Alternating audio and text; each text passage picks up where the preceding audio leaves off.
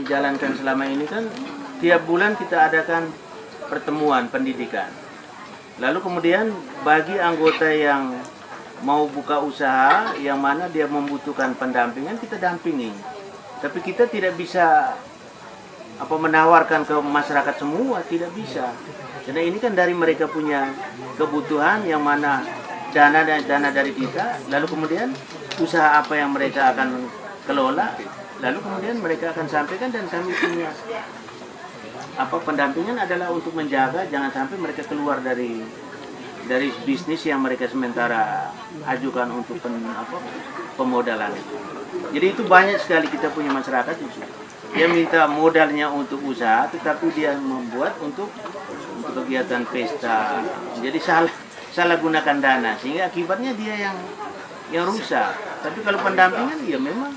Maka itu kami buat sektor real, seperti holti, garam, minyak, semuanya itu kami buat hanya dengan maksud untuk kita menjadi gurunya mereka. Jadi kalau kita buat minyak juga dengan SOP yang kita sudah atur, nanti mereka juga buat harus sesuai dengan kita punya SOP. Kalau mereka buat menurut mereka ya tidak bisa laku di kita, akhirnya mereka tidak bisa jual di kita. Jadi saya kira itu yang harus ini.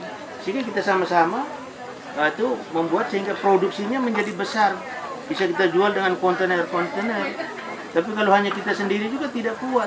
Tapi kalau semua masyarakat kita edukasi lalu mereka buat sesuai dengan SOP yang kita berikan, tawarkan, maka itu akan bisa.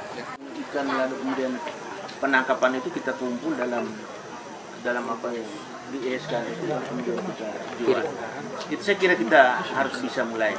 Tapi itu butuh juga dana. Tapi dana ini juga harus kita sampaikan ke anggota untuk bagaimana kita buka bisnis baru ini. Hanya juga kita punya masyarakat ini mau buka usaha hari ini harus besoknya untung. Saya bilang ini yang banyak pemahaman dan itu harus kita edukasi kepada anggota. Karena usaha itu biasanya babak belur dulu baru kita untung. Karena yang kita invest sekarang anggota itu masing-masing anggota invest 250.000. Itu seluruhnya. Tapi ada yang sudah 250, ada yang baru 100, ada yang baru 150, belum 250. Tapi kita naikkan kalau memang sudah ada ini kita kembangkan, naikkan menjadi 300 atau 400. Lalu kemudian kalau 1 juta anggota, dia cukup 1.000 saja sudah 1 M. Kita kumpul. Anggota itu tiap anggota 1.000 saja, 1.000. Itu sudah 1 miliar. Tapi kalau 10.000 itu sudah bisa dapat ini 10 miliar. Jadi saya kira ini modal koperasi itu modalnya adalah manusia. Tetapi koperasi abal-abal itu adalah manusia tidak ada, yang ada hanya uang. Uang dari mana? Uang dari orang-orang punya uang, investor. Lalu mereka masuk ke area koperasi. Sebenarnya itu namanya menipu masyarakat. Jadi masyarakat menjadi korban.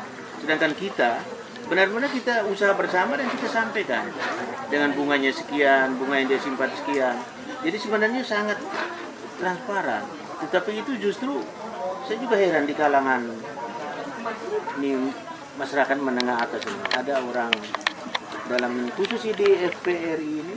FPRS. Hah? FPRS. Nah itu sudah. Itu kan ada diskusi yang kita ikutin kan sakit juga nih. Saya bilang ini bagaimana ini? Ini coba mereka omong itu omong dan kita biar kita jelaskan. Jangan omong di antara medsos. Itu bagaimana ada solusi. Coba datang dengan kita kan juga membuka diri. Kapanpun, dimanapun kita siap untuk itu. Untuk kita bisa berkembang.